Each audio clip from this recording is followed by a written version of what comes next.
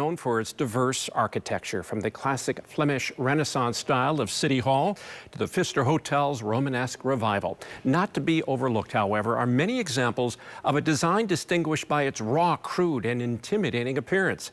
As Frank Healy discovered, it's architecture that could be lost if people don't understand why it's here in the first place.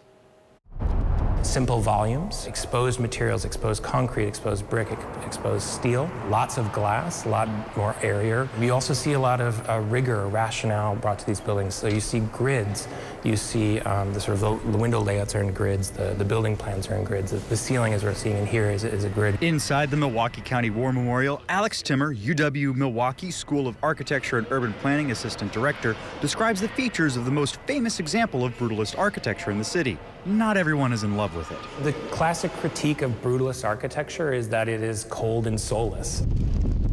But Timmer says buildings like Sandberg and Curtin Hall on the UW-Milwaukee campus shouldn't be written off as the blocky, uninteresting monoliths people might think they are right away. They're examples of the brutalist style, which can be found all over Milwaukee.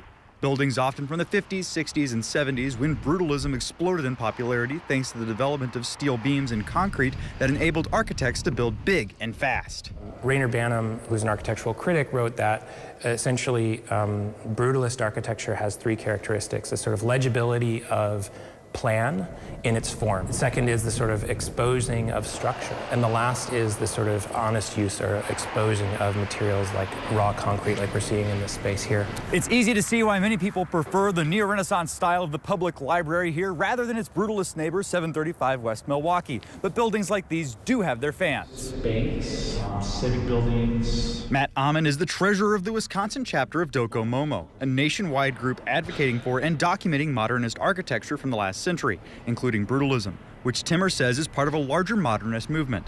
Amon says when you discount all brutalist buildings, the beauty of a building like the War Memorial. This is a building that was designed by Errol Sardin. It's probably the most important public lakefront structure in the state of Wisconsin. Is also at risk.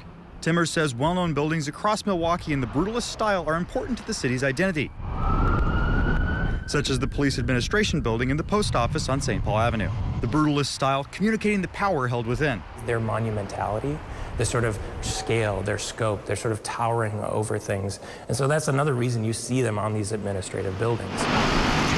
Places of worship, like the Central United Methodist Church. Functions well as a church, or the building still wouldn't be there. And yet it doesn't look like any of the other churches. They're now starting to get 50, 60 years old. Is that we're getting to that point of wanting to have to save them. And people don't like them because they tend to stand out. They tend not to be like anything else around them, and that was always the intent. Timmer says the War Memorial, displaying its mosaic designed by local artists with the date ranges of the Korean War and World War II, are easy to argue for the need to preserve. But that isn't the case for many other brutalist buildings.